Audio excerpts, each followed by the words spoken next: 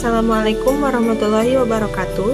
Perkenalkan, nama saya Isti Septiani dari kelas A221 dengan NPM 10 12 17 27 ingin mempresentasikan tentang manajemen perubahan. Yang pertama yaitu pengendalian perubahan. Apa itu pengendalian perubahan? Pengertian dari pengendalian perubahan adalah metode yang digunakan untuk mengontrol atau mengelola perubahan.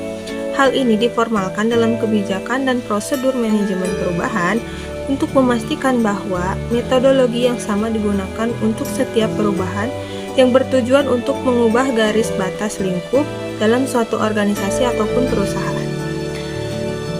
Yang kemudian ditampung, kemudian dievaluasi dan disetujui ataupun mengalami penolakan oleh perusahaan atau organisasi itu sendiri. Pengendalian perubahan dibagi menjadi beberapa aspek. Yang pertama itu pengendalian proses. Pengendalian proses adalah pengaturan berbagai faktor dalam suatu perusahaan ataupun organisasi dalam gerakan perubahan agar pelaksanaan sesuai dengan ketetapan-ketetapan dalam rencana. Jadi, pengendalian proses ini adalah suatu pengendalian mengenai proses yang akan terjadi dalam perubahan. Kemudian yang kedua yaitu pengendalian substansi. Pengendalian ini dilakukan guna mengendalikan tujuan dari suatu perusahaan secara rinci dan prosedur, di mana dalam pengendalian ini terdapat auditor sebagai pengendali kinerja suatu perusahaan atau organisasi secara tepat. Jadi dalam pengendalian substansi, di sini ada auditor dalam menilai kinerja suatu perusahaan atau organisasi. Maka standar operasional prosedur dari perusahaan tersebut, kemudian aturan-aturan dari perusahaan tersebut harus sesuai dengan ketentuan yang berlaku baik dari pemerintah maupun ketentuan secara internal. Yang ketiga itu ada pengendalian lingkungan. Pengendalian lingkungan adalah cara kita melihat lingkungan sekitar dalam suatu perubahan. Jadi, jika sebuah perubahan atau organisasi ingin melakukan perubahan, maka manajer atau pemimpin perusahaan harus bisa membaca apa yang sedang terjadi di lingkungan sekitar. Hal ini supaya pengendalian perubahan tidak terganggu oleh pengaruh lingkungan. Jadi, jika suatu perusahaan ingin melakukan perubahan, maka pemimpin atau manajer harus melihat lingkungan sekitar. Jika lingkungan sekitar misalkan masyarakatnya berperilaku A atau perilaku B, maka kita harus memikirkan perubahan apa yang sekiranya bijak bagi masyarakat atau lingkungan sekitar. Yang terakhir yaitu keberlanjutan perubahan. Pada tahap ini, pengendalian proses perubahan, pengendalian substansi perubahan, dan pengendalian lingkungan perubahan yang telah dilakukan secara benar dan baik, maka perubahan akan menemukan keberlanjutan perubahan sampai batas waktu yang lama atau belum ditentukan, sesuai dengan kondisi dan perubahan yang diinginkan. Jadi, jika proses yang ketiga tadi itu sudah menjalani tahap yang baik dan benar, maka keberlanjutan perubahan akan menetap secara baik dan terbilang cukup lama.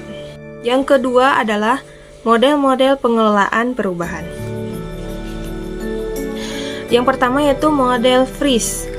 Freeze itu artinya membeku ya teman-teman. Mengapa harus pembekuan? Alasannya agar setiap perubahan yang telah dilakukan dapat dipertahankan hingga tujuan tercapai. Setiap penyesuaian, cara pandang, hingga kebiasaan baru ini harus dapat terus dijalankan sebagai sebuah norma baru. Hal ini pun dilakukan untuk menghindari ide-ide baru yang bergerak secara liar dan justru berdampak buruk bagi perusahaan. Pada tahap ini, manajer disarankan untuk melakukan hal-hal sebagai berikut. Yang pertama, yaitu mengajak setiap karyawan untuk mengikuti kebiasaan baru secara konsisten. Jadi, perubahan yang akan dilakukan harus dijalankan secara konsisten agar perubahan tersebut bisa berlangsung atau menjadi kebiasaan bagi perusahaan. Yang kedua, yaitu mengembangkan strategi yang dapat mendukung perubahan yang bertahan dalam jangka panjang dan memberikan saran atau evaluasi terhadap prosesnya. Yang ketiga yaitu memfasilitasi karyawan untuk mendukung dan mengembangkan kemampuannya dalam bekerja. Yang kedua yaitu model unfreeze atau mencairkan.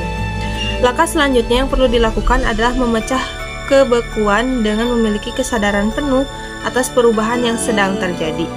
Dengan demikian, manajer atau pemimpin perusahaan dapat mulai mencari tahu aspek mana saja yang mungkin berdampak oleh perubahan dan mencari jalan untuk menyiasatinya. Komunikasi dengan tim pun menjadi sangat penting, akan setiap karyawan pun mengetahui kondisi yang tengah dihadapi dan siap untuk bergerak bersama. Beberapa yang dapat dilakukan pada tahap ini antara lain, yang pertama yaitu menganalisis kebutuhan perusahaan dan mencari tahu aspek apa saja yang membutuhkan perusahaan.